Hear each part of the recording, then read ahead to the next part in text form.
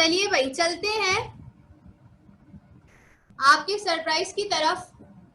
कैसा लगा? कैसा लगा भाई सरप्राइज? मैंने कहा एक सड़ा हुआ बोर्ड देख देख कर आप लोग जो है वो बोर हो गए होंगे, तो आज आप लोगों को आपकी फील्ड से रिलेटेड कोई अच्छी सी चीज दिखाई जाए जिसको देखकर आपका मूड जो है वो बड़ा अच्छा हो जाए और आप जो है वो रिफ्रेशिंग फील करें। तो आज मैंने सोचा कि आपकी जो क्लास है उसका बैकग्राउंड एक बहुत खूबसूरत सी पेंटिंग होनी चाहिए। इस पेंटिंग में दो चीजें हैं जो आपके काम की हैं। क्या क्या? पहली चीज है प्लांट्स। इसको देखकर बॉटनी याद आएगी आपको। बॉटनी के बारे में पढ़ने का दिल करेगा, लगेगा कि अच्छा भाई ये है जिनके बारे में हम पढ़ रहे हैं। और दूसरी चीज है आज के टॉपिक से रिलेटेड। आज का टॉपिक हमारा है osmo regulation in terrestrial animals. तो भाई टेरेस्ट्रियल एनिमल्स यही कहीं घूमते हैं, है ना? तो इस वजह से आज जो है ना वो मिस ने सोचा है कि आज जो है ना वो बिल्कुल असल चीज दिखाई जाए, इमेजिनरी वर्ल्ड में ना जाया जाए। ठीक है, तो ये था आप लोगों का सरप्राइज। आई होप आप लोगों को पसंद आया होगा और आप लोग इसको देखकर जो है वो थोड़ा सा पैशनेट जरूर हुए होंगे बायो के बारे में। तो इस तरह की छोटी मोटी चीजें ही हम टेक्नोलॉजी की बेसिस पर कर सकते हैं, अदरवाइज हम एक दूसरे से मिल तो सकते नहीं है। वरना तो चलो क्लास में कोई एक्टिविटी हो गई या कोई मजाक हो गया या कोई ऐसा टॉपिक है जिसको पढ़ाने के लिए मिस कोई प्लांट लेकर आ गई या कोई प्रैक्टिकल लैब से कोई चीज लेकर आ गई। लेकिन आपको पता है कि आजकल जो हालात चल रहे हैं उनकी बेसिस पर ऐसा बिल्कुल भी पॉसिबल नहीं है। तो मैंने सोचा कि घर से ही कोई ऐसी चीज निकाली जाए जिससे आप लोगों को जो है वो पढ़ने में मजा आए। बाय द वे मेरी अम्मी पेंटर है और ये उनकी पेंटिंग है जिसके आगे मैं खड़ी हुई हूँ। तो आई होप आप लोगों को पसंद आई होगी। अच्छा जी, टॉपिक की तरफ चलते हैं। सबसे पहले जरा मुझे कोई ये बता दे कि फ्रेश वाटर ऑर्गेनिजम्स की बॉडी एनवायरनमेंट कैसी होती है नेचुरली? हाइपरटोनिक होती है या हाइपोटोनिक होती है? जल्दी से हैंड रेस कीजिए और मुझे आंसर दीजिए। कल का टॉपिक था आपका osmo regulation in aquatic animals. तो जरा मुझे जल्दी से ये बता दीजिए कि जो फ्रेश वाटर के ऑर्गेनिज्म होते हैं, वेदर दे आर लोअर और हायर, तो उनकी जो बॉडी एनवायरनमेंट होती है वो कैसी होती है? वेदर इट इज हाइपरटोनिक और हाइपोटोनिक। चलिए भाई एक हाथ उठ गया है जी। हुमैरा अस्सलाम वालेकुम, कैसी हैं आप?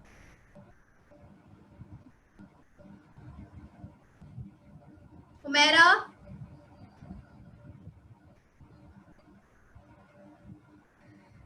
हुमैरा आपको मेरी आवाज आ रही है? आई थिंक शी कैन नॉट हेयर मी और वेदर आई कैन नॉट हेयर हर। चलिए भाई फिजा से पूछते हैं। जी फिजा, आप बताइए भाई। जी मिस, फ्रेश वाटर की जितने भी एनिमल्स हैं उनकी इनर बॉडी एनवायरनमेंट हाइपरटोनिक होती है। Very good. अच्छा ये बताओ कि अगर मैंने तुमसे ये कहा कि उनकी बॉडी एनवायरनमेंट हाइपरटोनिक है तो यकीनन उनकी बाहर की एनवायरनमेंट कैसी होगी? हाइपोटोनिक। वेरी गुड बेटा। आज एक कॉन्सेप्ट मैं आपको देना चाह रही हूँ क्योंकि कल मुझे पता चला कि कुछ बच्चे ऐसे हैं जिनके दिमाग में ये बात नहीं बैठ रही है कि अगर मैं ये कह रही हूँ कि किसी स्पीशी की इंटरनल एनवायरनमेंट हाइपरटोनिक है तो ये तय है कि उसके बाहर की एनवायरनमेंट हाइपोटोनिक होगी। इसकी एग्जाम्पल आप बिल्कुल इस तरह से ले सकते हैं कि मैंने 2 ग्लास लिए, ठीक है, एक के अंदर मैंने 2 चम्मच चीनी डाल दी और एक के अंदर मैंने सिर्फ 1 चम्मच चीनी डाली है। मैं आपसे कहूंगी यार ये वाले ग्लास में ना चीनी ज्यादा है, तो इसका मतलब क्या होगा? दूसरे वाले में कम है। ऐसा तो नहीं हो सकता ना कि दोनों में 2 चम्मच डाली हो फिर भी मैं ये बोलूं कि भाई इस ग्लास में ज्यादा है। मैं तो तभी ये बात बोलूंगी इस ग्लास में ज्यादा है जब मैं उस ग्लास को बराबर वाले ग्लास से कंपेयर कर रही होंगी। ठीक है, तो अगर एक ग्लास में चीनी ज्यादा है तो दूसरे ग्लास में यकीनन कम होगी। हम ये दो बातें कंपैरिजन की बेसिस पर कर रहे हैं।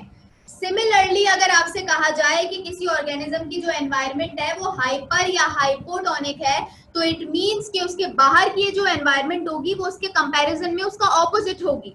अगर मैं कभी पढ़ाऊं कि इनकी बॉडी एनवायरनमेंट हाइपरटोनिक है तो आपने ये खुद समझ जाना है कि बाहर की एनवायरनमेंट हाइपोटोनिक होगी। और अगर मैं किसी ऑर्गेनिज्म के बारे में ये पढ़ाऊं कि उसकी एनवायरनमेंट हाइपोटोनिक है तो आपने ऑटोमेटिकली इस चीज को अपने दिमाग में ले लेना है कि उसकी जो बाहर की एनवायरनमेंट होगी वो हाइपरटोनिक होगी। Is that clear to you all? I hope कि कुछ बच्चों के दिमाग में कंफ्यूजन थी तो वो कंफ्यूजन जो है वो क्लियर हो गई होगी। अच्छा जी, चलते हैं हम अपने न्यू टॉपिक की तरफ। कल आपने पढ़ा इक्वेटिक एनिमल्स के अंदर ऑस्मो रेगुलेशन कैसे होती है, जिसमें आपके पास दो ब्रांचेस थी, फ्रेश वाटर आपने अलग पढ़े और मरीन वाटर आपने अलग पढ़े थे। अब हमारे पास जो टॉपिक है वो है osmo regulation in terrestrial organisms. तो चलते हैं हमारी प्रेजेंटेशन की तरफ।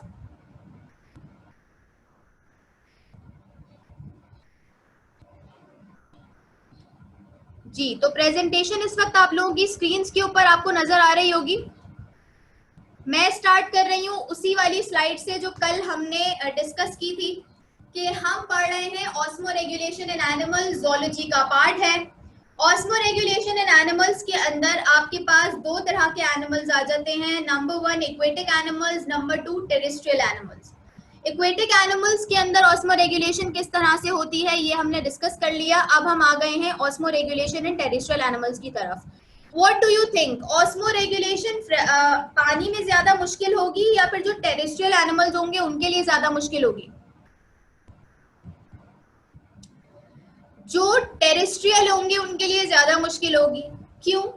क्योंकि जो पानी में रहने वाले ऑर्गेनिज्म हैं उनकी बॉडीज में जो पानी का आना जाना चल रहा है वो बड़ा ही नॉर्मल है, वो बड़ा ही कॉमन है। सिर्फ एक स्पीशी आपने ऐसी पढ़ी थी जिनके अंदर वाटर लॉस का या वाटर ऑब्टेनिंग का प्रॉब्लम था और वो concentrated amount of urine release कर रही थी, ठीक है। लेकिन बाकी जितनी भी आपके पास जो है वो ऑर्गेनिज्म थे वो तमाम क्या थे, उनके अंदर पानी जो है वो बड़े आराम से एंडोस्मोसिस के थ्रू बॉडी के अंदर आ जाता था। तो भाई जो पानी में रहने वाले ऑर्गेनिज्म हैं वो तो रहते ही पानी में हैं, उनको पानी को ऑब्टेन करने में या पानी लेने में या पानी की कमी थोड़ी होती होगी उनके अंदर।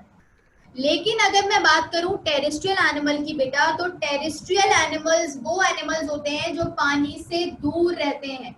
जब वो पानी से दूर रहेंगे तो जाहिर सी बात है उनको पानी चाहिए होगा।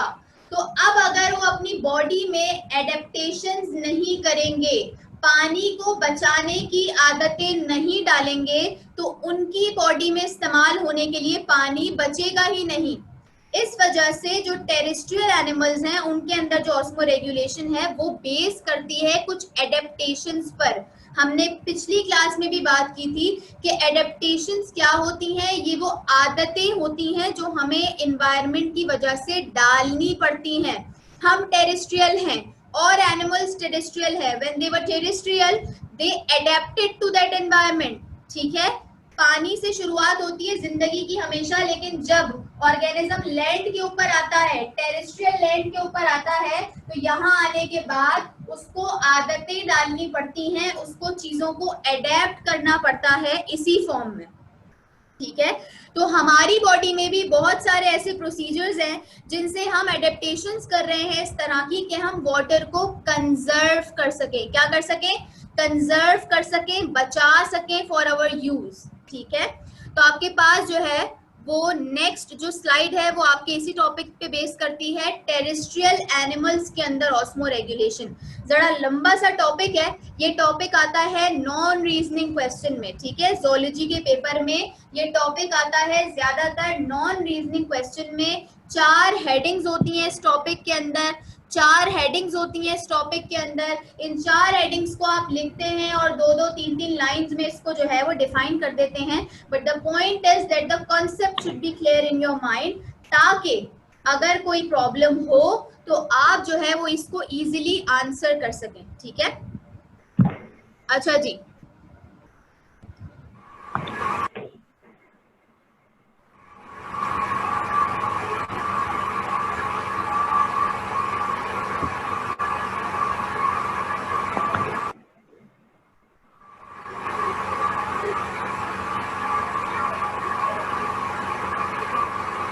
भाई तो आ जाते हैं प्रेजेंटेशन के ऊपर। प्रेजेंटेशन आपके पास है टेरेस्ट्रियल एनिमल्स के अंदर ऑस्मो रेगुलेशन के नाम से।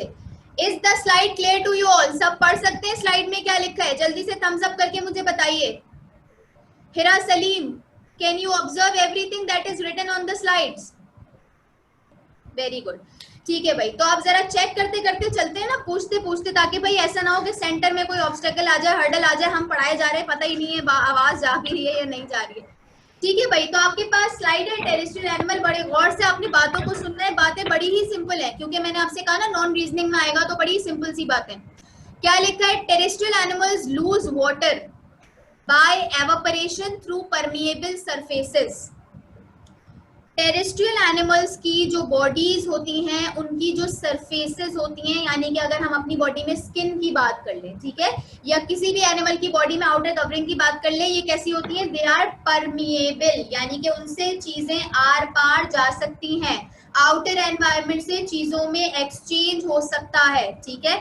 तो टेरेस्ट्रियल एनिमल्स की ये आदत होती है भाई कि ये एवापोरेशन, यानी कि जब बहुत ज्यादा गर्मी होती है उस टाइम पर पानी इनकी परमिएबल सरफेसेस से लूज हो रहा होता है। बड़ी कॉमन एग्जांपल आपके पास इस वक्त भी, मुझे पता है सबको पसीने आ रहे होंगे क्योंकि गर्मी बहुत शदीद है, ठीक है, और लाइट जाने के बाद तो और आपको पता चल जाता है कि आपकी स्किन कितनी ज्यादा परमिएबल है। तो यहाँ पर हम अपनी बॉडी की बात करें तो हम स्किन की बात कर रहे हैं, बाकी और एनिमल्स की बात करें तो इसलिए हमने यहाँ पर एक जनरल टर्म इस्तेमाल कर दिए, परमिएबल सरफेसेस। तो जितने भी टेरेस्ट्रियल एनिमल्स हैं उनके अंदर ये तरीका है कि ये लूज करते हैं वाटर को by the process of evaporation through their outer coverings, which is why they have some adaptations to reduce the loss of water। अब भाई अगर इस तरह लॉस ऑफ वाटर होता रहा तो हम कोई पानी में तो रहते नहीं है कि जब पानी की जरूरत पड़ी भाई पी लिया, ठीक है। हमें जो है वो पानी को अपने पास जिसे कहते हैं कि स्टोर करना पड़ता है, जिसकी वजह से हमें जो ये लॉस ऑफ वाटर हमारी स्किन से हो रहा है इसको रिड्यूस करने के लिए भी कुछ एडेप्टेशंस करनी पड़ेंगी, अदरवाइज हम जो है वो पानी की किल्लत का शिकार हो जाएंगे, जैसे कि ज़ीरोफाइट्स है, ठीक है। तो हमारी बॉडी में कुछ स्ट्रेटजीज हैं, कुछ मेंटेनेंस हैं, कुछ होम्योस्टैटिक मैकेनिज्म्स हैं, आप ये कह सकते हैं, जिससे हम अपनी बॉडी की ऑस्मो रेगुलेशन को नॉर्मल रखते हैं या हम पानी के लॉस से बचते हैं। We can conserve water by certain strategies और certain adaptations you can say, ठीक है। So we are going to discuss the 4 adaptations that are mentioned over है। याद रहे बेटा, ये चारों एडेप्टेशंस टेरेस्ट्रियल एनिमल के बारे में पढ़ रहे हैं, आप ये ह्यूमन के बारे में नहीं पढ़ रहे हैं, ठीक है। हो सकता है इसमें कुछ एडेप्टेशंस ऐसी हो जो हमारे अंदर ना हो बल्कि कुछ जानवरों के अंदर पाई जाएं। तो हम यहाँ पर एक जनरल विंडो डिस्कस कर रहे हैं, किस चीज की? टेरेस्ट्रियल एनिमल्स की। अच्छा भाई, सबसे पहला जो आपके पास पॉइंट है वो है वाटर प्रूफ एक्सटर्नल कवरिंग्स, यानी कि जो टेरेस्ट्रियल एनिमल्स होते हैं उनकी जो बॉडी कवरिंग्स होती हैं वो वाटर प्रूफ होती हैं और बॉडी की एक्सटर्नल साइड पर प्रेजेंट होती हैं, ठीक है। तो क्या लिखा है? To prevent water loss, water loss से बचने के लिए आर्थ्रोपोड्स एंड वर्टिब्रेट्स। किन दो लोगों के नाम आ गए भाई? किन दो ग्रुप्स के नाम आ गए?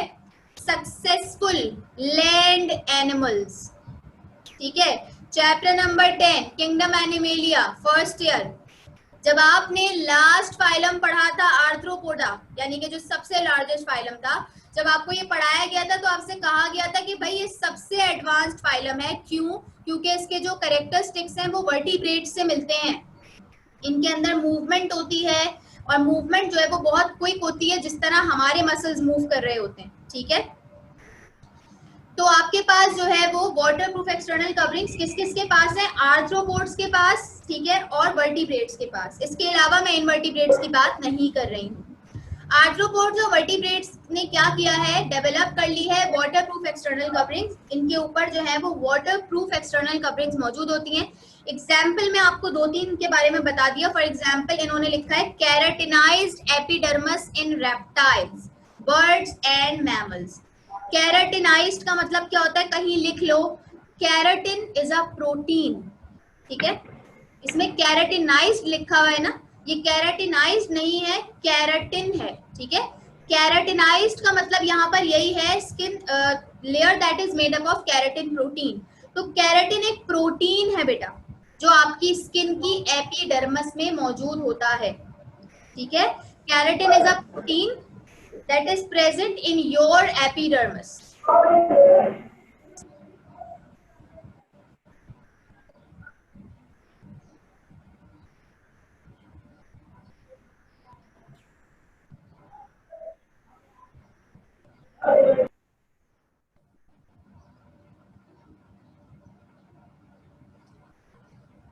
ठीक है बेटा, तो केराटिन आपके पास मौजूद है, आपके अलावा और किस किस के पास मौजूद है? मैमल्स के अलावा रेप्टाइल्स के पास मौजूद है, बर्ड्स के पास मौजूद है, ठीक है।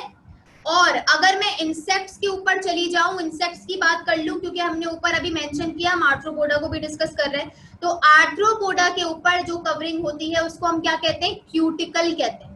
पढ़ा हुआ है? ठीक है, जब आपने आर्थ्रोपोडा पढ़ा था तब भी आपने पढ़ा था कि इनकी जो बॉडी कवरिंग होती है उसको क्यूटिकल कहते हैं। ये दोनों कवरिंग्स वाटर प्रूफ होती हैं। कभी ऐसा हुआ है कि स्किन जो है वो स्किन के अंदर से पूरा फवारा निकलना शुरू हो जाए पानी का? ऐसा हुआ है कभी?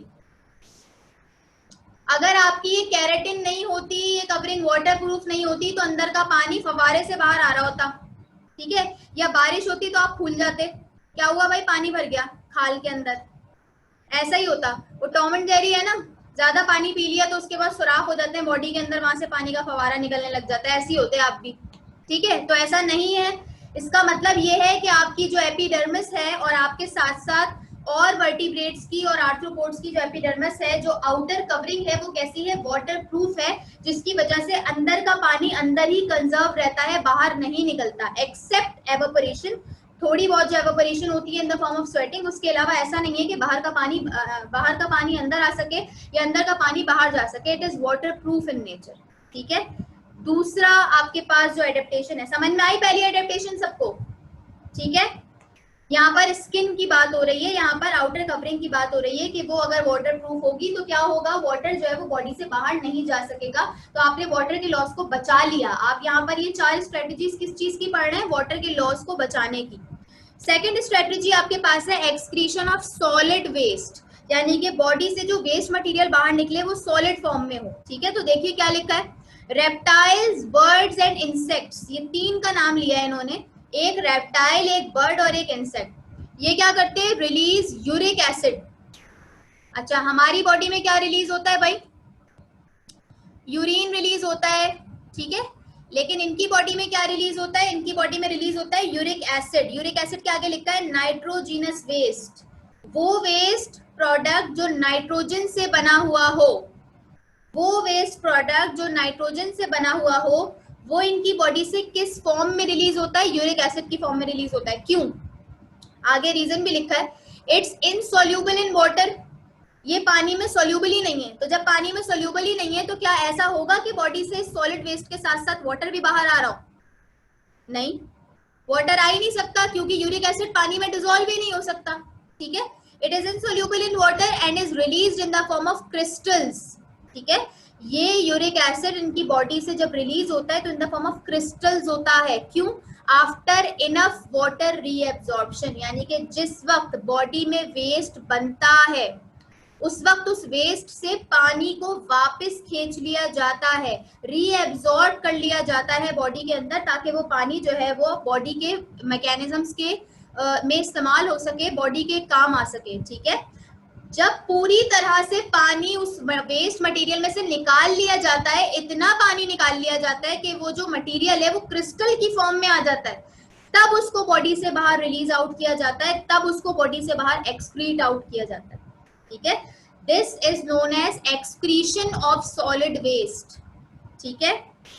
अब आप कहेंगे मिस यहाँ पर आपने रेप्टाइल की बात कर ली, भाई बर्ड्स की बात कर ली, इंसेक्ट्स की बात कर ली, आपने मैमल्स की तो बात ही नहीं की। तो मैमल्स में क्या होता है? तो मैमल्स में जो होता है वो अभी थोड़ी देर बाद आएगा, इसी पेज के ऊपर आएगा, तो मैं आपको बताऊंगी। थर्ड आपके पास पॉइंट है यूज ऑफ मेटाबॉलिक वाटर। अब ये मेटाबॉलिक वाटर क्या है भाई?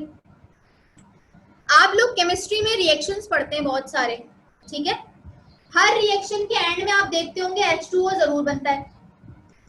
और अगर आप बॉडी से रिलेटेड रिएक्शंस देखेंगे, जैसे पिछले साल हमने साथ में देखे थे चैप्टर नंबर 2 में, प्रोटीन पढ़ा, कार्बोहाइड्रेट पढ़ा, फैट्स पढ़े, ठीक है। बड़ी डिटेल में नहीं पढ़े, लेकिन फिर भी काफी हद तक 2-3 रिएक्शंस तो हमने देख ही लिए थे। तो हर रिएक्शन के अंदर वाटर भाई जरूर मौजूद होता था। तो बात ये है बेटा कि हमारी बॉडी का इंटायर मेटाबॉलिज्म वाटर के अराउंड रिवॉल्व कर रहा होता है, तो हर रिएक्शन के नतीजे में वाटर मॉलिक्यूल जरूर बन रहा होता है, ठीक है। अब वाटर आपकी बॉडी में था नहीं, लेकिन क्या हुआ? रिएक्शन के नतीजे में एंड में एक बाई प्रोडक्ट आपको वाटर भी मिल गया, तो इस वाटर का नाम बदल के आपने क्या रख लिया? मेटाबॉलिक वाटर, ठीक है। हमारी रिश्तेदार होती हैं, कोई आंटी होती है, कोई फुप्पो होती है, तो हम उनको बोलते हैं फुप्पो हैं, आंटी हैं। अभी वो बाहर चली जाए दुबई तो उनका नाम बदल जाता है, उनको हम कहते हैं दुबई वाली आंटी, दुबई वाली फुप्पो, अमेरिका वाली खाला। अब भाई खाली खाला भी तो बोल सकते हैं ना, लेकिन नहीं, वो बाहर रहती हैं तो उनके साथ उनकी कंट्री का, उनकी जगह का नाम लगा दिया जाता है। वो जो हमारी दुबई वाली खाला है ना, या वो जो हमारी अमेरिका वाली फुप्पो है ना, तो यही वाला काम वाटर के साथ भी हुआ है कि क्योंकि ये आपकी बॉडी में मेटाबॉलिज्म के नतीजे में बन रहा है, इस वजह से इसको हम क्या कह रहे हैं, मेटाबॉलिक वाटर। अच्छा, अब हम क्योंकि टेरेस्ट्रियल है, ठीक है, तो हम क्या करते हैं, इस मेटाबॉलिक वाटर को भी नहीं छोड़ते, इसको भी इस्तेमाल कर लेते हैं। क्यों? क्योंकि हम टेरेस्ट्रियल है भाई, हमारे पास पानी की कमी है और हमें हर हाल में वाटर को कंजर्व करना है। तो एक ये भी स्ट्रेटेजी आपकी बॉडी में या और एनिमल्स की बॉडी में मौजूद है कि जो मेटाबॉलिक वाटर बनता है, सेल के अंदर जो रिएक्शंस हो रहे होते हैं उनके नतीजे में जो वाटर बनता है उसको भी बॉडी इस्तेमाल करती है। देखें आगे क्या लिखा है, water is produced during the breakdown of body fats.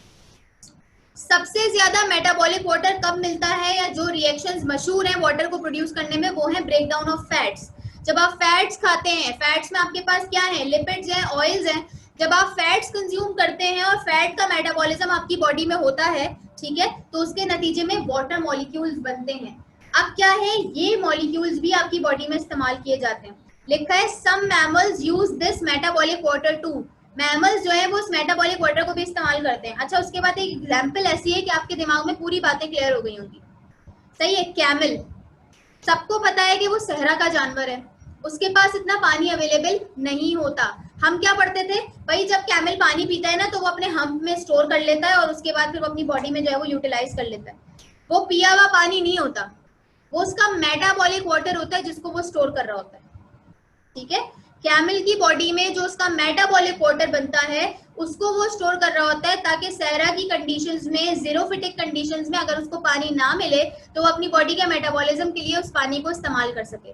तो ये प्रोसेसेस हमारी बॉडी में भी होते हैं लेकिन इतने ज्यादा प्रोमिनेंट नहीं है। बट अगर हम कैमल की बात करें तो इसकी बॉडी में ये वाला जो एडेप्टेशन है ये सबसे ज्यादा प्रोमिनेंट नजर आता है, इसलिए यहाँ पर हमने एग्जाम्पल कैमल की दे दी है, ठीक है। वरना थोड़े बहुत लेवल पर ये जो स्टेप है ये सबकी बॉडीज में हो रहा है, ये हमारी बॉडीज में भी हो रहा है। लास्ट पॉइंट, सबसे इंपॉर्टेंट पॉइंट, ये मैमल्स के बारे में है स्पेशली। क्या लिखा है, स्टोरिंग द वेस्ट।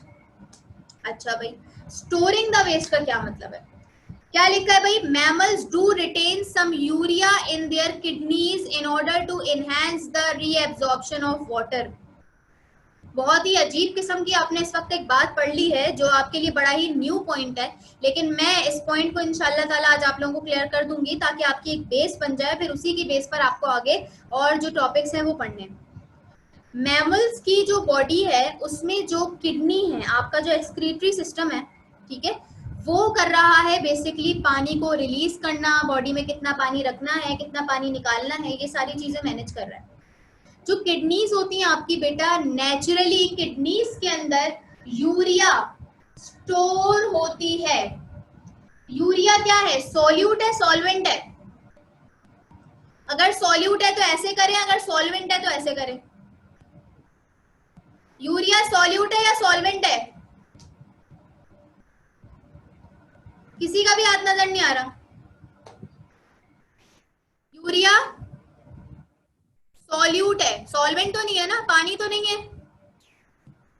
ठीक है। यूरिया क्या है, यूरिया सॉल्यूट है। अब जब किडनी यूरिया को स्टोर करेगी तो किडनी की एनवायरनमेंट कैसी हो जाएगी, हाइपरटोनिक या हाइपोटोनिक? जब किडनी यूरिया को स्टोर करेगी तो किडनी की एनवायरनमेंट कैसी हो जाएगी बेटा, हाइपरटोनिक या हाइपोटोनिक? हाइपरटोनिक हो जाएगी, ठीक है। किडनीज यूरिया को अपने अंदर स्टोर कर लेती हैं, इस तरह से किडनी की एनवायरनमेंट हो गई हाइपरटोनिक। और आपको पता है जब कोई एनवायरनमेंट हाइपरटोनिक होती है तो पानी अंदर फ्लो करता है। कौन सा प्रोसेस होता है, एंडोस्मोसिस का प्रोसेस होता है।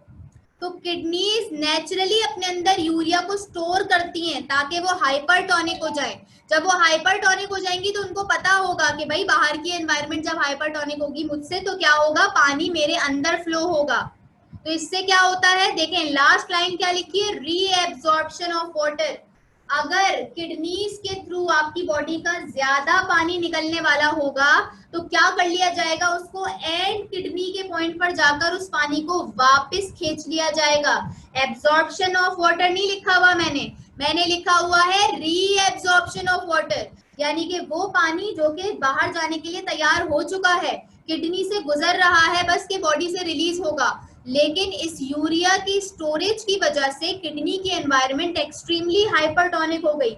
जितनी हाइपरटोनिक एनवायरनमेंट होगी उतनी बाहर की एनवायरनमेंट हाइपोटोनिक हो जाएगी उसके लिए। और जब आपको पता है जब इंटरनल एनवायरनमेंट हाइपर हो और बाहर की एनवायरनमेंट हाइपो हो तो पानी अंदर फ्लो करता है, एंड ऑस्मोसिस का प्रोसेस होता है। जब एंड ऑस्मोसिस का प्रोसेस होगा तो as a result you will experience the reabsorption of water. तो इससे क्या हुआ, आपने पानी कंजर्व कर लिया, आपने अच्छा खासा पानी कंजर्व कर लिया। अगर ये यूरिया किडनी में स्टोर नहीं होती तो क्या किडनी की एनवायरनमेंट इतनी हाइपरटोनिक होती जितनी इस वक्त है? ठीक है, तो क्या किया, एक स्ट्रेटेजी बनाई आपकी बॉडी ने। वो स्ट्रेटेजी क्या थी कि अपनी बॉडी के अंदर जो किडनीज हैं जहां पर ये ऑस्मोरेगुलेशन चल रही है उसके एनवायरनमेंट को हाइपरटोनिक कर दो। तो यूरिया स्टोर करके उसको हाइपरटोनिक कर दिया गया, जिसके नतीजे में बाहर का पानी अंदर फ्लो हुआ और ज्यादा से ज्यादा पानी बचा लिया गया, उसको बाहर नहीं भेजा गया। वो बाहर जा रहा था, रास्ते में उसको रीएब्जॉर्प्शन उसकी करके उसको किडनीज के थ्रू वापस बॉडी में भेज दिया गया। Is that clear to you all? दो पॉइंट्स इसमें बहुत इंपॉर्टेंट है। ठीक है, second point, excretion of solid waste. ठीक है, सॉलिड वेस्ट एक्सक्रीट कौन कर रहा है? रेप्टाइल, बर्ड्स और insects. Mammals solid waste excrete नहीं करते, मैमल्स लिक्विड वेस्ट एक्सक्रीट करते हैं जिसको यूरिन कहते हैं। ठीक है, जिसको यूरिन कहते हैं, यूरिन एक्सक्रीट कर रही होती है आपकी बॉडी। तो यूरिन में तो वाटर भी है, तो उस वाटर को जितना ज्यादा आपकी बॉडी रीएब्जॉर्ब कर पाती है उतना ज्यादा अच्छा होता है। ठीक है, तो इस वजह से जो मैमल्स हैं उनकी किडनीज में यूरिया पहले से स्टोर्ड होती है ताकि उसकी एनवायरनमेंट को हाइपरटोनिक कर दिया जाए और बाहर की एनवायरनमेंट हाइपोटोनिक हो जाए ताकि बाहर का पानी अंदर आ सके। आई होप ये 4 पॉइंट्स आपको क्लियर हो गए होंगे। ये यूरिया की स्टोरेज वाला जो पॉइंट है ये कल मैंने आपको फिशेस के अंदर भी पढ़ाया था, लेकिन वहां मैंने बहुत ज्यादा एक्सप्लेन नहीं किया था, इसीलिए ताकि मैंने कहा जब आप अपनी बॉडी की बात करेंगे ना तो आप इस चीज को ज्यादा समझ सकेंगे। वहां पर भी मैंने एक लाइन आपको बताई थी कि इनके पास जो है वो किडनीज में यूरिया स्टोर होती है। ठीक है, चलते हैं नेक्स्ट पॉइंट की तरफ।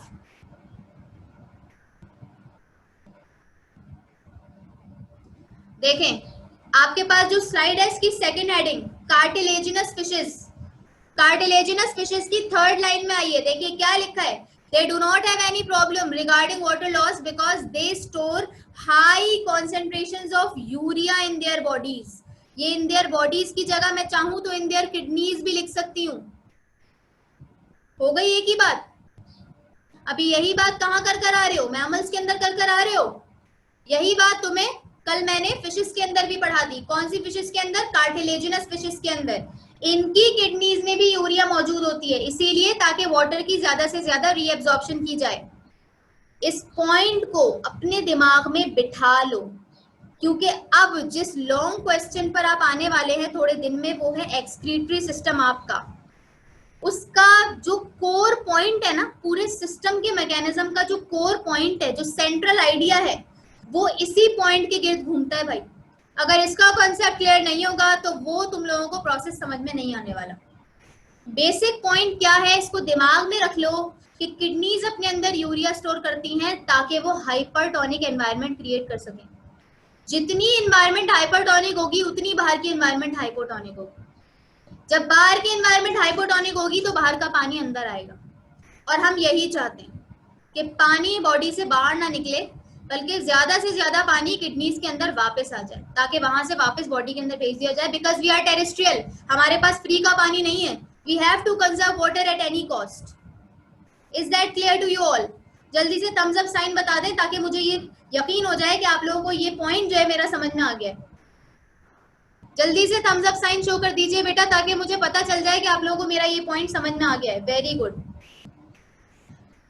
अच्छा जी, आज मेरे पास बोर्ड नहीं है तो मैं इंशाल्लाह ताला ये जो थोड़ी बहुत बातें ऐसी बता रही हूँ, जो एरो हेड वगैरह मैं बना देती हूँ, तो वो इंशाल्लाह ताला मैं आपको बोर्ड पर या कॉपी पर ड्रॉ करके आपके ग्रुप पे जरूर डाल दूंगी। उसकी आप लोग टेंशन मत लीजिएगा। अभी आप मेरा पॉइंट समझने की कोशिश करें बस, ठीक है। हमने फाइनली होम्योस्टेसिस का पहला डोमेन खत्म कर लिया है। पहले डोमेन का नाम था ऑस्मोरेगुलेशन, बॉटनी भी पढ़ ली उसकी और जोलॉजी भी पढ़ ली। अब हम चल रहे हैं सेकंड डोमेन की तरफ, नाम है इसका एक्सक्रीशन। अब मैं एक्सक्रीशन को जरा थोड़ा सा और डिफाइन करूंगी, एक स्टेप आगे जा रही हूँ, पिछली बार जो डिफाइन किया था उससे एक स्टेप आगे जा रही हूँ। क्या लिखा है? Excretion is the removal of unwanted substances, वो चीजें जो हम वांट नहीं करते, जो हमारे किसी काम की नहीं है। वेस्ट मटेरियल जिसमें आ सकता है आपके पास, इसके अलावा टॉक्सिन्स, अगर कोई चीज हमारी बॉडी के लिए नुकसानदेह है, टॉक्सिक है, ठीक है, जहर फैला सकती है, नुकसान पहुंचा सकती है, तो उसको रिमूव कर सकते हैं। Metabolic by product, metabolic by product का मतलब क्या है कि मेटाबॉलिज्म के नतीजे में बनने वाले कुछ आयंस, कोई ऐसी चीजें जो हमारे किसी काम की नहीं है या हमारे लिए खतरनाक है, उनको निकालना। बट एक्चुअली, अब आ रही है असल बात, बट एक्चुअली ये सब चीजें भी एक्सक्रीशन हैं, लेकिन असल एक्सक्रीशन, ये सब चीजें भी एक्सक्रीशन है, लेकिन असल एक्सक्रीशन क्या है? But actually it is the removal of nitrogenous metabolic waste. Metabolism के नतीजे में बनने वाला वो वेस्ट जिसके अंदर नाइट्रोजन प्रेजेंट होगी, उस वेस्ट को एक्सक्रीट करने का नाम एक्सक्रीशन है।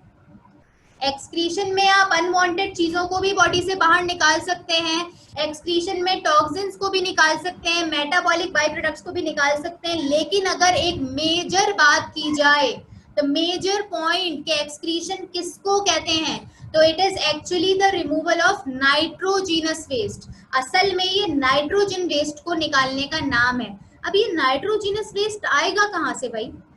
तो जरा याद कीजिए, chapter number 2 biomolecules, first year biology, आपने बहुत सारे बायोमोलिक्यूल्स पढ़े थे। कौन कौन से बायोमोलिक्यूल्स थे जो नाइट्रोजन कंटेनिंग थे? कौन कौन से बायोमोलिक्यूल्स थे जो नाइट्रोजन कंटेनिंग थे?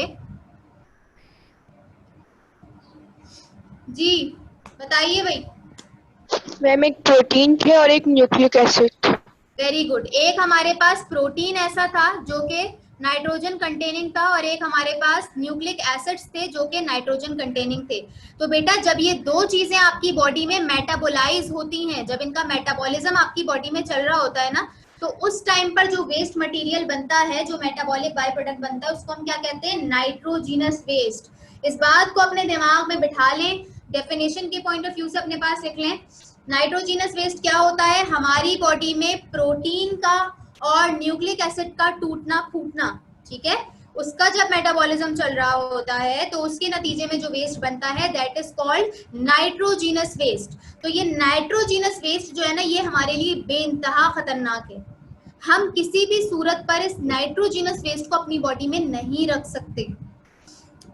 अगर कार्बोहाइड्रेट बेस्ड वेस्ट होता ना, तो उसको एक्सक्रीट करने की जरूरत भी नहीं, ठीक है, लेकिन क्योंकि ये प्रोटीन बेस्ड है, तो इस वजह से इसको हम अपनी बॉडी में नहीं रख सकते किसी भी कीमत पर, क्योंकि नाइट्रोजन जो है वो हमारी बॉडी के लिए टॉक्सिक है, जहरीली है। सही है। तो ये आपने इस टॉपिक के अंदर पढ़ना है कि नाइट्रोजन को किस तरह बॉडी से बाहर निकाला जाए। वैसे तो बहुत सारी चीजें, अनवांटेड सब्सटेंस भी हैं, टॉक्सिन्स भी हैं, मेटाबॉलिक बाय प्रोडक्ट्स भी हैं, लेकिन हम यहाँ पर मेजर डोमेन की बात करेंगे इस चैप्टर के अंदर, यानी नाइट्रोजन को किस तरह बॉडी से बाहर निकाला जाए। अच्छा, एक्सक्रीशन की डायग्राम बनी है, इसमें मैंने क्या दिखाया हुआ है? सबसे ऊपर देखो क्या लिखा है? एब्जॉर्प्शन।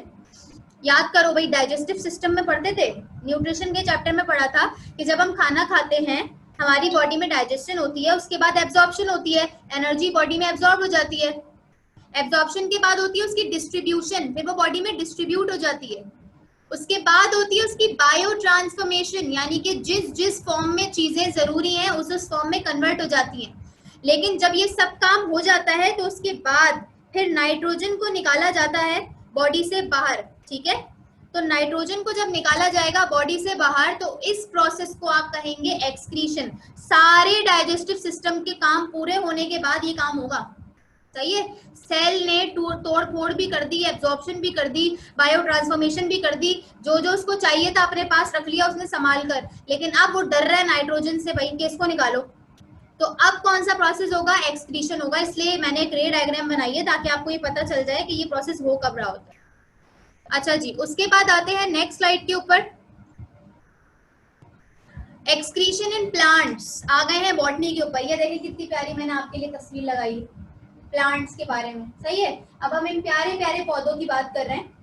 देखें कितनी मैंने आप रेलिवेंट आपके लिए तस्वीर लगाई है, कोई होगा इतना इंटेलिजेंट, क्या करें। खैर, अच्छा उसके बाद बात कर रहे हैं एक्सक्रीशन इन प्लांट्स की, यानी कि बॉटनी वाले पोर्शन की। लिख लें, बॉटनी शुरू हो गई है दोबारा से, ज़ूलॉजी खत्म हो गई है, बॉटनी शुरू हो गई है, दोबारा से बता रही हूँ। क्या लिखा है, excretion in plants is simple, बड़ी सिंपल है। क्यों? And does not pose serious problems, और कोई सीरियस प्रॉब्लम क्रिएट नहीं करती इनकी एक्सक्रीशन। रीजन के लिए इंपॉर्टेंट है, रीजन के लिए इंपॉर्टेंट पॉइंट है। क्या पॉइंट है भाई, कि प्लांट्स की एक्सक्रीशन क्यों प्रॉब्लमेटिक नहीं है, क्यों सीरियस प्रॉब्लम क्रिएट नहीं करती? तो उसका आंसर आ रहा है because they are anabolic in nature. इनका काम तोड़ने फोड़ने का नहीं है, बल्कि चीजें बनाने का है। प्लांट्स को आप फूड चेन के अंदर, फूड वेब के अंदर प्रोड्यूसर कहते हैं, और हम क्या हैं, हम हैं कंज्यूमर्स। तमाम एनिमल्स क्या हैं, कंज्यूमर्स हैं। तो इनका काम क्या है, ये चीजों को तोड़ते फोड़ते नहीं है, ब्रेक डाउन नहीं करते, बल्कि चीजों को सिंथेसाइज करते हैं। तो इनकी जो नेचर है वो एनाबॉलिक है। बेटा एक्सक्रीशन तो तभी करते हैं ना हम, क्योंकि हम तोड़ फोड़ करते हैं, तो जो बेकार चीजें निकलती हैं उनको बॉडी से बाहर निकालना होता है। ये तो बेचारे चीजों को जमा करके उससे चीजें बना रहे हैं, एनाबॉलिज्म कर रहे हैं। तो इनको क्या एक्सक्रीशन की इतनी जरूरत है? इतनी जरूरत नहीं है, ठीक है। तो they are anabolic in nature, पहला पॉइंट। और दूसरा पॉइंट क्या है, दे मोस्टली रिसाइकिल। अब जो इनका थोड़ा बहुत वेस्ट होगा भी, क्योंकि ये अपने लिए भी तो कुछ चीजें इस्तेमाल करेंगे ना, अपने लिए भी कुछ जो है वो बायोमोलिक्यूल्स इस्तेमाल करेंगे, तो उनका जो वेस्ट बचेगा उसका क्या होगा? तो भाई दे मोस्टली रिसाइकिल, या तो उसको रिसाइकिल कर लेंगे किसी फॉर्म में कि वो इस्तेमाल हो जाए, और अगर रिसाइकिल भी नहीं हो सकता तो क्या कर लेंगे, they store their waste products. अपने वेस्ट प्रोडक्ट्स अपनी ही बॉडी में स्टोर कर लेते हैं।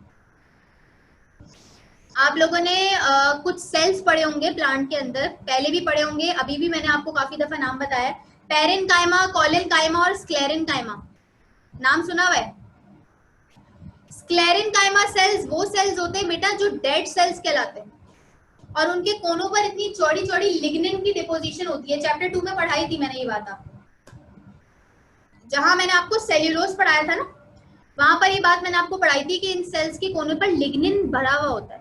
इन सेल्स को कहा जाता है कि ये डेड सेल्स है, ठीक है। तो डेड सेल्स का मतलब क्या है,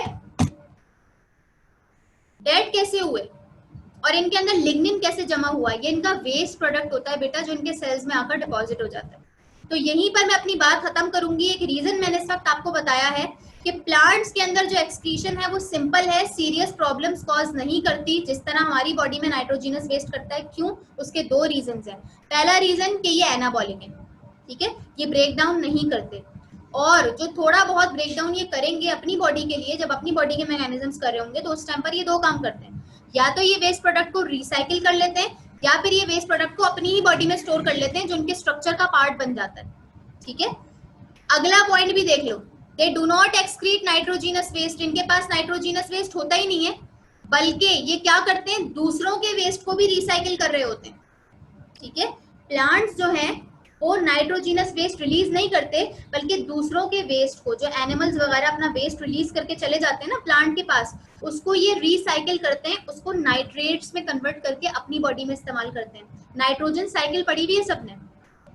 नाइट्रोजन साइकिल में क्या बताया जा रहा होता है, प्लांट क्या कर रहे हैं, प्लांट नाइट्रेट्स बना रहे हैं।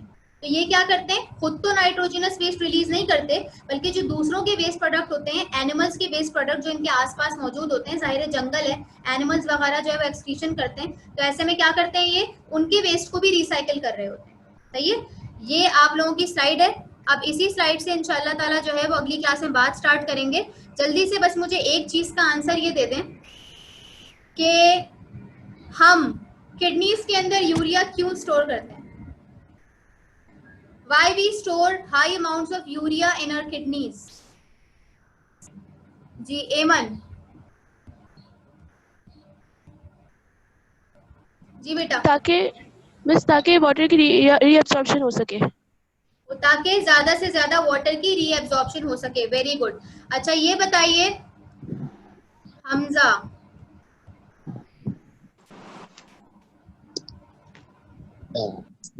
बेटा आपने सवाल पूछा था ना कि क्यों वो करते हैं। जी जी बोलिए। इसलिए करते हैं ताकि हम अपनी हाइपरटोनिक वाली वो रखें, और एक्सटर्नल इन्वायरमेंट जो है उसकी, और वो भी ताकि हाइपोटोनिक सॉल्यूशन बने जिसकी वजह से हमारे बॉडी में रीअब्जॉर्प्शन ऑफ वाटर ज्यादा हो। वेरी गुड, बहुत अच्छा आपने और डिटेल में एक्सप्लेन किया बेटा, बहुत अच्छी बात है, thank you for the answer.